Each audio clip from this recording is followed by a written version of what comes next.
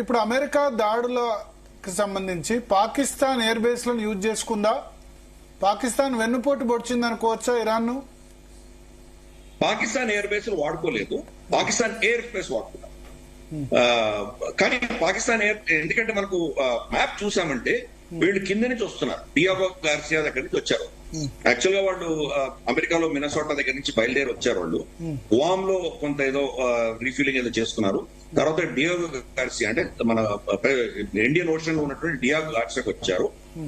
Diego Garcia నుంచి వాళ్ళు straight గా మనకు అరేబియన్ సీ లో పైకి వెళ్ళి, సో ఫస్ట్ వాడు పాకిస్తాన్ ఎయిర్ స్పేస్ దాటకుండా వాళ్ళు వెళ్ళలేరు. పాకిస్తాన్ ఎయిర్ స్పేస్ దాటకుండా వెళ్ళాలంటే అప్పుడు ఒమాన్ ఎయిర్ స్పేస్ దాటాలి. ఒమాన్ ఎయిర్ స్పేస్ దాటి యుఏఈ ఎయిర్ స్పేస్ దాటి అప్పుడు ఇజ్రాయెల్ ఎంటర్ అవ్వాలి. గల్ఫ్ దేశాలకు ఎవరికి ఇబ్బంది కలగకూడదు అని చెప్పి అమెరికా నిర్ణయించింది. అందుకనే ఇతన్ని పిలిచారు ఇక్కడికి, ఎవరిని మన వాళ్ళ ఎవరి ఆసిమ్ మునీర్ ని పిలిచి అతనికి లంచ్ మీటింగ్ పెట్టడంలో కారణం అదే. మీ అసెట్స్ మేము వాడుకుంటున్నాము, మీరు అబ్జెక్ట్ చేయకండి అని చెప్పడం తోటి అక్కడ జరిగింది అది. అందుకనే ఆసిమ్ మునీర్ మళ్ళీ టర్కీకి వెళ్ళడం, టర్కీలో వెళ్లి ఆయన టర్కీలో సంజాయిషి చెప్పుకోవడం ఇవన్నీ చూసాం. ఇన్ఫాక్ట్ ఆయన ఇంతవరకు ఇంకా పాకిస్తాన్ తిరిగి రాలేదు, ఇంకా బయటే ఉన్నాడు. సో కాబట్టి ఈ యొక్క అతనికి వార్నింగ్ ఇచ్చారు, పర్మిషన్ కాదు మేము చేస్తున్నామని అతను చెప్పడం తోటి తనేమో అడుగుంటాడు డిమాండ్స్. భారతదేశానికి వ్యతిరేకంగా నాకు కొన్ని అస్త్రాలు కావాలి, నెక్స్ట్ టైం భారతదేశం మా మీద అటాక్ చేస్తే మా పక్షాన్ని మీరు నిలబడండి, ఇటువంటివేవో. ఎందుకంటే వాళ్ళ ప్రజలు చచ్చినా బతికిన వాళ్ళకి అనవసరం, భారతదేశం వ్యతిరేకంగా వాళ్ళకి ఏవో కావాలి. అమెరికా ఏవో వాళ్ళ కన్సెషన్ ఒప్పుకుంది. ఇజ్రాయెల్ కి అంత అవుట్ రైట్ గా వ్యతిరేకంగా ఉన్న పాకిస్తాన్ ఇప్పుడు ఇరాన్ కు బార్డర్ తమ సరిహద్దు దేశానికి ఆ విధంగా చేయడానికి ఇరాన్ ఎప్పటికైనా పాకిస్తాన్ మీద శత్రుత్వం పెంచుకుంటుంది కదా, సపోర్ట్ చేసిందని. మనకు ఇంటర్నేషనల్ అఫైర్స్ లో ఎప్పుడు కూడాను స్ట్రైట్ జాకెట్ గా ఉండవండి, బ్లాక్ అండ్ వైట్ లో ఏది ఉండవు. పాకిస్తాన్ ఇజ్రాయెల్ వ్యతిరేకంగా అని చెప్తారు వాళ్ళు, పరోక్షంగా ప్రత్యక్షంగా చెప్తారు. పరోక్షంగా వాళ్ళు ఏం చేశారు, గతంలో జార్డన్ రాజు పిలిస్తే కనుక వేలాది మంది పాలస్టీనియన్లు ఊచకోత కోసాడు మన జియావులు, కరెక్ట్. సో వాళ్ళు ఆ దేశాన్ని జార్డన్ ని టేక్ ఓవర్ చేసి ఇజ్రాయెల్ వ్యతిరేకంగా యుద్ధం చేయడానికి ప్రయత్నం చేశారు. Palestinian cause, Palestinian Muslims cause మేమే భుజాన వేసుకుని తిరుగుతున్నాం అన్నటువంటి పాకిస్తాన్, మేము అవసరమైతే న్యూక్లియర్ బాంబు కూడా వాడతాం అన్నటువంటి పాకిస్తాన్ కంప్లీట్ గా ఇజ్రాయెల్ కి లాభం చేకూర్చే దిశగా పాలస్టీన్ ఊచకోత కోసింది తప్ప. కాబట్టి వీళ్ళు చెప్పేది ఒకటి చేసేది. అలాగే ఇప్పుడు కూడా అదే జరుగుతుంది. ఒక రోజు ముందరేమో డొనాల్డ్ ట్రంప్ ని నోబెల్ ప్రైజ్ కి అపాయింట్ చేస్తామని చెప్తున్నారు, మరుసటి రోజేమో దాన్ని ఖండిస్తున్నారు అమెరికన్ అటాక్.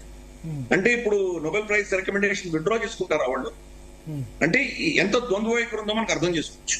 ఈ అటాక్ జరుగుతోంది అని ముందస్తుగానే తెలిసి వాళ్లకు, ఎందుకంటే అసిమునికి చెప్పారు కాబట్టి ఈ అటాక్ ఉంది అని తెలిసిన తర్వాత నెక్స్ట్ వాళ్ళు ఏం చేశారంటే ఈ యొక్క ఏమంటారంటే ఈ లోపల ఉన్నటువంటి ప్రజల యొక్క ఆవేదనకి వాళ్ళు కౌంటర్ చేయడానికి కోసం అని చెప్పి ముందర ఏదో డొనాల్డ్ ట్రంప్ మనకి అది చేశారు ఇది చేశారని చెప్పి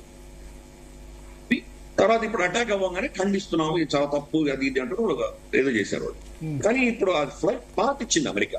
ఫ్లైట్ పాత్ లో చాలా క్లియర్ గా పాకిస్తాన్ మీద మనకు కనిపించింది.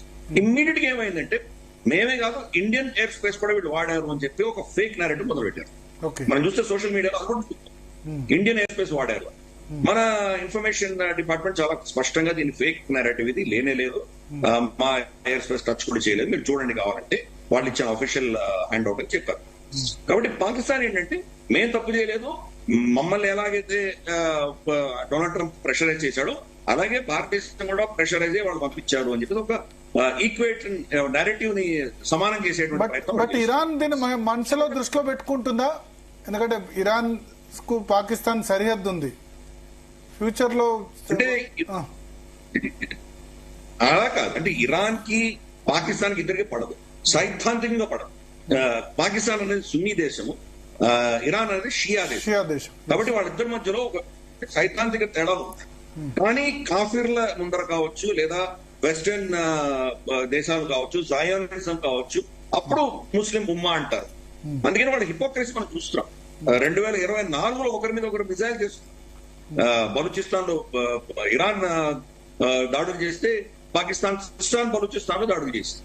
కాబట్టి వాళ్ళిద్దరి మధ్యలో ఆ యొక్క పరిస్థితి ఏంటో మనం చూస్తున్నాం. ఇన్ఫాక్ట్ వస్తున్న రిపోర్ట్స్ ఇంకా కన్ఫర్మ్ గా మనకు తెలియదు. మోస్ట్ లైక్లీ అది సత్యం అనిపిస్తుంది మనకు. వాళ్ళ IRGC కమాండర్స్ ఎప్పుడైతే ఇస్లామాబాద్ కు వచ్చారో వాళ్ళు ఒక నెల క్రితం వాళ్ళకు వాచ్ ప్రజెంట్ చేశాడు అసెంబ్లీ. ఆ వాచ్ లో ట్రాకింగ్ మెకానిజం పెట్టి ఇజ్రాయెల్ వాళ్ళని కొట్టింది అని చెప్పి రిపోర్ట్స్ వస్తుంది. ఎందుకంటే పేజర్ అటాక్ ఎలా చేశారో మనకు తెలుసు. కాబట్టి పరోక్షంగా పాకిస్తాన్ ఏదో చేస్తోంది, ఏదో విధంగా పాకిస్తాన్ పరోక్షంగా వీళ్ళకి సహాయం చేస్తోంది అనేది మనకు అర్థమవుతుంది. Okay okay. సో ఇప్పుడు మన భారతదేశ వైఖరి ఎట్లా ఉండాలి? నిన్న ఈ అటాక్ జరిగిన తర్వాత ఇరాన్ ప్రెసిడెంట్ తో మోడీ ఫోన్ లో మాట్లాడారు. ఇంకోవైపు సోనియా గాంధీ ఒక పత్రికలో ఆర్టికల్ రాస్తూ ఇరాన్ తో మనం స్నేహంగా ఉండాలి, మన ఇజ్రాయెల్ ని సపోర్ట్ చేయకూడదు, ఇరాన్ మనకు మొదటి నుంచి కూడా మిత్రుడు, ఈ సందర్భంలో ఇరాన్ కు సపోర్ట్ చేయాలని కాంగ్రెస్ పార్టీ అంటుంది.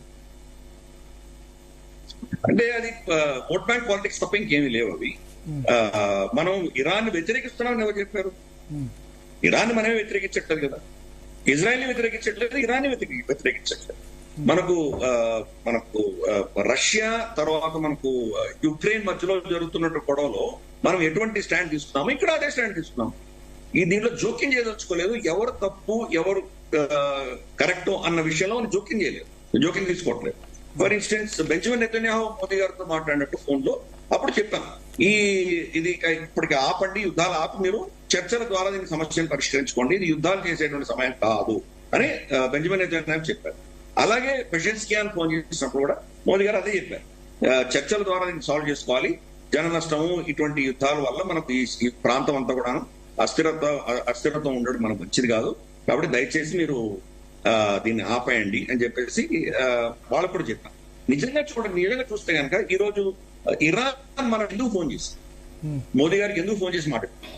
ఎందుకంటే ఈ రోజు ప్రపంచంలో ఈ దేశాలందరితోటి మాట్లాడగలిగినటువంటి క్రెడిబుల్ దేశం భారతదేశం. చైనాతో మాట్లాడితే కానీ చైనా మాట ఎవరు వింటారు? అక్కడ చైనా మాట అమెరికా వినదు, ఇజ్రాయెల్ వినదు, కాబట్టి ఎవరు వినాలి? రష్యాతో చెప్తారా? రష్యా చెప్తే అమెరికా వింటుందా? వినదు కదా. కాబట్టి ఇజ్రాయెల్ తోటి, అమెరికా తోటి, ఇరాన్ తోటి, ముగ్గురుతోటి మైత్రి మెయింటైన్ చేయగలిగిన దేశమే మాట్లాడాలి. టర్కీ అది ఆల్రెడీ ఏకపక్షంగా ఇరాన్ సమర్థించేస్తుంది, కాబట్టి టర్కీ మాట ఇజ్రాయెల్ వినదు, ఇజ్రాయెల్ కి టర్కీ మధ్యలో చాలా ఘర్షణ ఉంది, కాబట్టి అమెరికా అసలే వినదు. ఎవరు మాట్లాడాలి? కాబట్టి భారతదేశాన్ని అడుగుతుంది. మనం ట్రాక్ 2 డిప్లొమసీ నడిపిస్తున్నాం, బయట చెప్పట్లేదు. ఎక్కడ కూడా అఫీషియల్ గా మనం మధ్యవర్తిత్వం చేస్తున్నాం చెప్పట్లేదు. ఎందుకంటే చెప్తే కనుక దానికి వచ్చే రిపర్కషన్స్ చాలా ఉంటాయి. అక్కడ ఉన్నటువంటి ముస్లిం దేశాలన్నీ కూడాను ఏదో ఒక పక్షం తీసుకొని ఉన్నాయి కాబట్టి వాళ్ళు కూడా నిజంగా ఇరాన్ కి కానీ అమెరికా కానీ లాభసాటి కాదు. దీన్ని ఏదో విధంగా దీన్ని మళ్ళీ కూల్ డౌన్ చేసే దిశగా భారతదేశమే ట్రాక్ 2 డిప్లొమసీలో మనం మాట్లాడుతున్నాం. అందుకని వాళ్ళు మోదీ గారికి ఫోన్ చేయడం అనేది దాని వెనకాల ఉన్న ఉద్దేశం. అఫీషియల్ హ్యాండ్ అవుట్ మోదీ గారి ట్వీట్ లో ఏం చెప్పారంటే, మేము ఇటువంటి పరిణామాలు చూస్తే కనుక మాకు బాధేస్తుంది, ఇవన్నీ జరగకూడదు, దౌత్యపరంగా దీన్ని రిజాల్వ్ చేసుకోవాలి, ఇటువంటివి సింపుల్ గా చెప్పారు. కానీ వాళ్ళు అసలు డిస్కస్ చేసి వాళ్ళు చెప్పారు, మనం చెప్పాం. సో ఈ రోజు భారతదేశం యాక్చువల్ గా దీంట్లో ఒక ట్రాక్ 2 డిప్లొమసీలో మనం ప్రయత్నం చేస్తున్నాం. మనం గెలుస్తాం లేదా, మన మాట ఎవరిని వింటారు లేదా తెలియదు. అమెరికా ఆల్రెడీ వాళ్ళకు డీరాంపింగ్ ఇచ్చింది కాబట్టి భారతదేశం కూడా ఆ ప్రయత్నం చేస్తుంది. ఇజ్రాయెల్ ఏంటంటే అది వినడానికి సిద్ధంగా లేదు. ఇంకా వాళ్ళకు ఉన్నటువంటి శక్తి కంప్లీట్ గా నిర్వీర్యం చేసే దిశగా వాళ్ళు కోరుతున్నారు. ఇజ్రాయెల్ కి నేను గతంలో కూడా చెప్పాను, ఇజ్రాయెల్ కి అమెరికాకి మెయిన్ తేడా ఎక్కడ ఉందంటే, ఇజ్రాయెల్ రెజిమ్ చేంజ్ కోసం ఇప్పుడు ట్రై చేస్తుంది. వాళ్ళ న్యూక్లియర్ శక్తిని వాళ్ళు పోస్ట్పోన్ చేయగలిగారు, అంటే దెబ్బ కొట్టగలిగారు కాబట్టి ఇంకొక 2 దశకాలు కనీసం అంటే ఒక 20 years దాకా దాన్ని పోస్ట్పోన్ చేయగలిగారు కాబట్టి నెక్స్ట్ రెజిమ్ చేంజ్ మీద వాళ్ళు ఫోకస్ పెట్టడానికి ట్రై చేస్తున్నారు. అమెరికాకు రెజిమ్ కావాలి. అక్కడ death to America, death to Israel అని అరుస్తున్నటువంటి ఒక రెజిమ్ వాళ్ళకి కావాలి అమెరికా. అటువంటి ఒక భయం చూపించకపోతే, ఒక పూచిని చూపించకపోతే అమెరికా ఎందుకు అక్కడ? మనకు ఇది ఉంది కదా, మియా బీవీ రాజీ హోతో క్యా కరేగా, సున్నీను షియాను జూసు ముగ్గురు కలిసిపోతే అమెరికా ఎందుకు అక్కడ? ఆ ప్రాంతంలో అమెరికా ఎందుకు కావాలి? అది వాళ్ళ ప్రమాదం. ప్లస్ చమురు, అక్కడ ఉన్నటువంటి పెట్రోలియం ప్రొడక్ట్స్ అన్ని ఒక్క బ్యారెల్ కూడా అమెరికా కొనట్లేదు. ఎందుకంటే అమెరికాలోనే చాలా ఉంది, అమెరికానే నెట్ ఎక్స్పోర్టర్. భారతదేశం ఇప్పుడు నంబర్ 2 స్థానం, మనం నంబర్ 3 మనం యుఎస్ఏ ఎంచుకుంటున్నాం. Number 1 of course Russia, number 2 వచ్చేసి మనకు ఇరాక్, నంబర్ 3 మనం యుఎస్ఏ ఎంచుకుంటున్నాం. సౌదీ కంటే కూడా ఎక్కువ మనం యుఎస్ఏ ఎంచుకుంటాం. యూరప్ అంతా కూడా యుఎస్ఏ ఎంచుకుంటాం. కాబట్టి వాళ్ళు ఇక్కడ గల్ఫ్ నుంచి కొనాల్సిన అవసరం లేదు. కానీ ఈ గల్ఫ్ రీజన్ నుంచి కానీ ప్రపంచంలో ఎక్కడైనా కానీ పెట్రోలియం ప్రొడక్ట్స్ అమ్మాలంటే డాలర్లోనే అమ్మాలి. కాబట్టి ఆ కంట్రోల్ ఉంది. ఆ కంట్రోల్ కు ఇరాన్ దేశం గతంలో లిబియా కావచ్చు, ఈ దేశాలన్నీ కూడా డాలర్ కి ప్రత్యామ్నాయం చూద్దానికి ప్రయత్నం చేస్తున్నారు. ఎందుకంటే డాలర్ లో ఉంటే కనుక రేపటి రోజు డాలర్లు ఇచ్చినా గానీ డాలర్లు వాళ్ళు ట్రాన్స్ఫర్ చేయకుండా అమెరికా వాళ్ళని హింసించి కూడబెట్టచ్చు. కాబట్టి వాళ్ళు ప్రత్యామ్నాయం చూస్తున్నారు. భారతదేశంతో వాడు వాణిజ్యం ఉన్నప్పుడు 50% మనం ఇండియన్ రూపీస్ లో పే చేసేవాళ్ళం, మిగతా 50% క్రెడిట్ ఇచ్చేవాళ్ళం. డాలర్ లో పే చేసేవాళ్ళం కానీ ఒక నోస్ట్రో అకౌంట్ లో పెట్టేవాళ్ళం, ఎందుకంటే వాళ్ళకి ట్రాన్స్ఫర్ చేయలేం కాదు. జో బైడెన్ ప్రభుత్వం వచ్చాక కొన్ని సడలింపులు చేసినప్పుడు మనం ఏదైతే వాళ్ళ పైసలు ఉన్నాయో వాళ్ళకి మళ్ళీ మనం రిపాట్రియేట్ చేస్తున్నాం. కాబట్టి అది అమెరికాకు దెబ్బ. కాబట్టి వాళ్ళు అక్కడ ప్రెసెన్స్ ఉండి వాళ్ళకు ఉన్నటువంటి 11, 13 ఏవైతే స్థావరాలు ఉన్నాయో అవన్నీ పెట్టుకొని అక్కడ మేమే మీకు నెట్ సెక్యూరిటీ ప్రొవైడర్ అని చెప్పకపోతే ఆ దేశాలు ఉన్నాయో పోయిన వాళ్ళకి అనవసరం. డాలర్ వాళ్ళ చేతి, అంటే పెట్రోలియం అన్నది డాలర్ చేతి నుంచి